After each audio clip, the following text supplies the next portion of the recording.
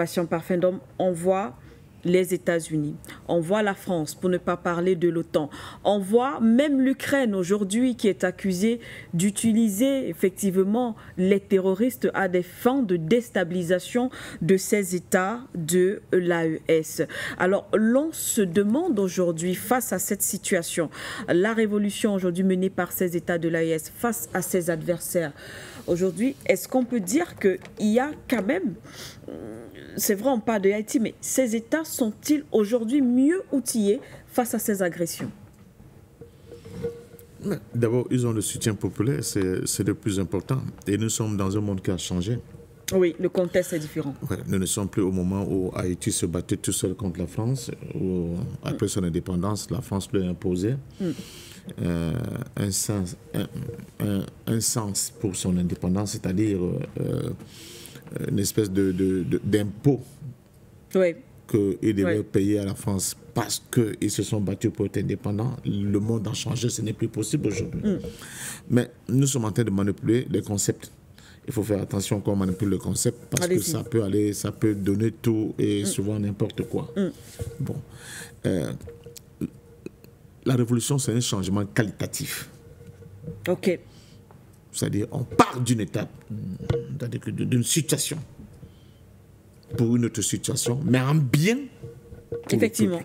C'est ça la révolution. Oui. Et là, le peuple doit accompagner ce mouvement. Il doit être au cœur de ce mouvement.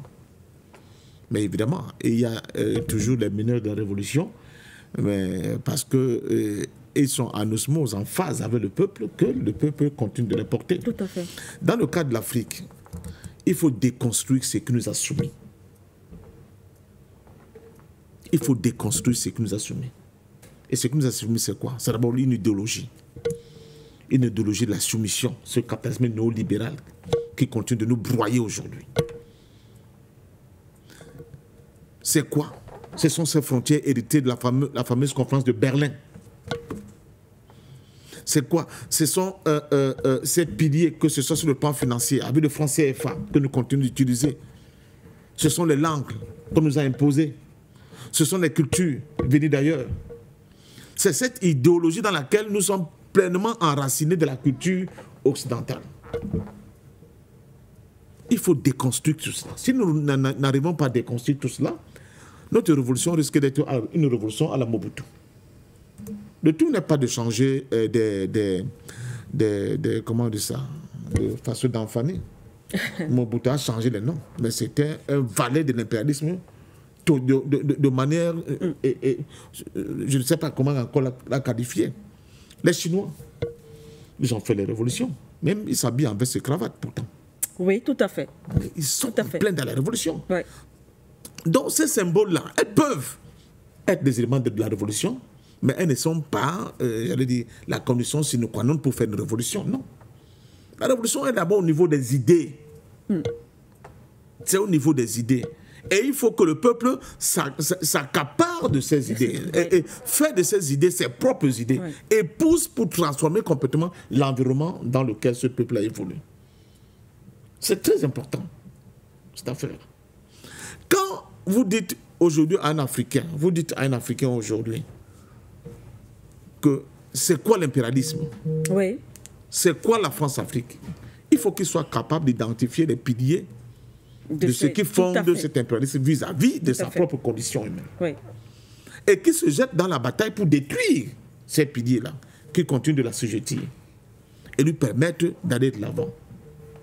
Il y a des questions, par exemple, on discute souvent ici avec Davaris, les systèmes scolaires que nous avons hérités.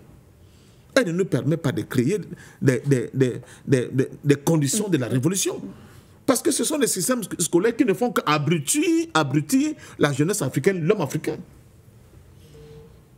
Quand vous voyez le mode économique que nous avons, une économie extravertie, et on ne veut pas changement fondamentalement de modèle économique pour l'Afrique. Pour l'Afrique, oui.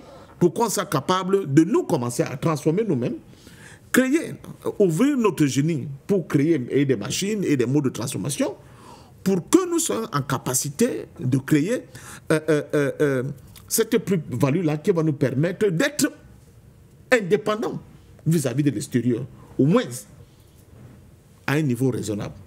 Regardez comment notre économie, on prend tout, on amène dans les ports exportent, on va transformer ça à l'extérieur, on nous les renvoie et nous le consommons et nous pensons que c'est cela.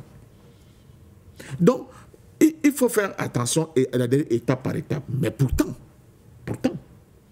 dans le cas de l'AES, ce n'est pas du tout antinomique à un soutien total que nous devons avoir vis-à-vis de l'AES. Parce qu'au moins, il commence à poser les jalons de cette révolution que nous attendons, qui doit complètement changer le visage de l'Afrique. Et cela est très important. Donc, moi, je crois que ce débat-ci est un débat qui devait plutôt nous amener à questionner les différentes étapes que nous devons franchir. Et ça, ce n'est pas seulement le rôle de l'AES, mais l'ensemble des pays africains sous domination. Oui.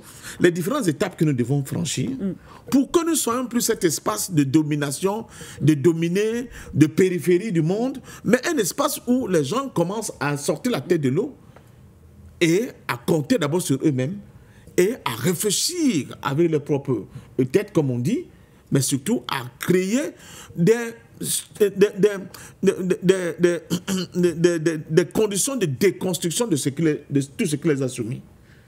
Et ça, c'est très important. Mais pour ça, il faut partager, par exemple, cette même idéologie. On voit qu'il y a parmi les États africains, il y a comme une sorte de division.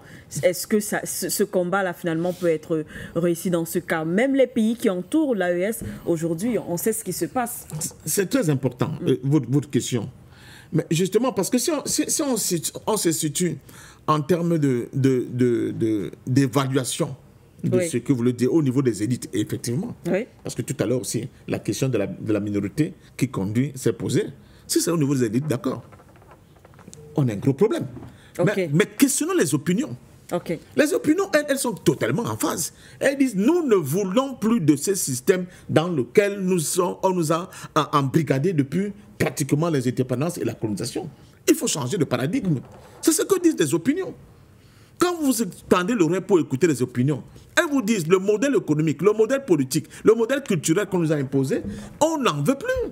Malheureusement, dans la plupart des pays où justement on n'a pas la chance d'avoir des militaires qui accompagnent des avis profonds de l'opinion, on continue de subir, n'est-ce pas, cette situation glauque qui ne permet pas à l'Afrique de pouvoir décoller réellement. Il faut travailler, c'est un travail long, c'est un travail de fourmi à la limite. Il faut continuer à travailler pour créer ce que j'appelle un courant d'opinion majoritaire au niveau des opinions africaines.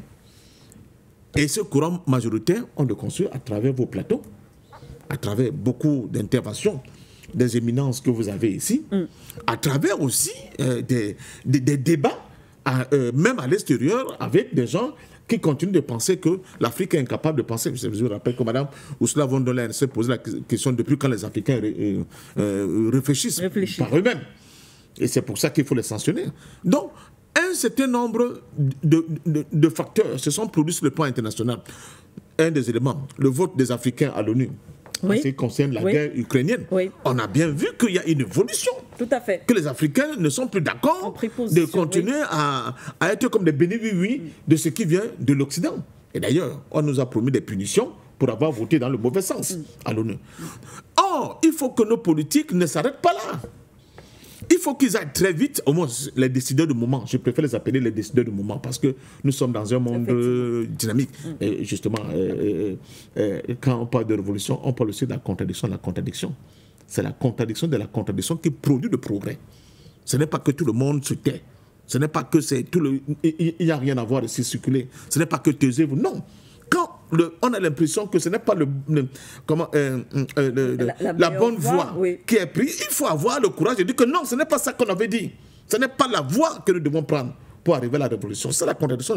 C'est un mouvement physique. Hein. C'est l'opposition, la contradiction qui crée le progrès. On appelle ça un mouvement en spirale. Comme on a vu ces coups d'État dans les coups d'État au Mali, au Burkina Faso. Effectivement, pour arriver à cette situation aujourd'hui qui fait la fierté de beaucoup d'Africains et même de ceux qui sont hors de l'Afrique par rapport à ce qui se passe. Donc, moi, je continue d'avoir confiance aux États de l'AIS. Je continue surtout d'avoir confiance à leurs opinions, à leur peuple, pour avoir goûté au goût de la liberté, mais surtout orienter, donner le cap où ils veulent qu'ils soient menés, ne vont pas accepter qu'on les ramène en arrière avec des situations qui ne vont pas produire le changement qualitatif. L'Afrique a besoin de cela. Quand le docteur Yam souvent nous égrène des possibilités chiffrées de ce que nous pouvons faire si on exporte nous-mêmes notre propre or, si nous la raffinons nous-mêmes, si nous produisons nous transformons nous-mêmes notre propre cacao, si nous la vendons nous-mêmes. Quand vous finissez de faire l'étalage de toutes ces possibilités-là, vous vous rendez compte que c'est une question de volonté politique. C'est une question des affinités que certains de nos élites, même au sein de l'AIS, quand je dis ça, je n'exagère pas, on finit par construire avec l'ordre occidental international. Il faudra élaguer. On dit la révolution se renforce en s'épurant. La révolution se renforce en s'épurant. Mais au même moment, il ne faut justement pas suspendre la capacité du peuple, n'est-ce pas, à la critique. Parce que même dans les révolutions que vous avez citées, le débat, souvent le débat contradictoire, a été au cœur de la capacité de ces révolutions-là, de grandir, d'aller de l'avant, d'être performant, d'être dynamique, d'être puissant. Si vous demandez aux gens de cela boucler, vous n'êtes plus en train de faire de la révolution, vous faites quelque chose d'autre. Cela ne veut dire pas que nous acceptons que les gens critiquent tout et n'importe comment, parce que ça aussi, ça peut avoir des éléments pour faire régresser la révolution. Quand vous lisez l'histoire de la révolution, vous vous rendez même compte des choses qui étaient terribles. Quelle était la fin de Trotsky vis-à-vis de Staline? Il a même fui le pays. Les gars l'ont pourchassé là-bas, qu'on a mis la team pour l'éliminer.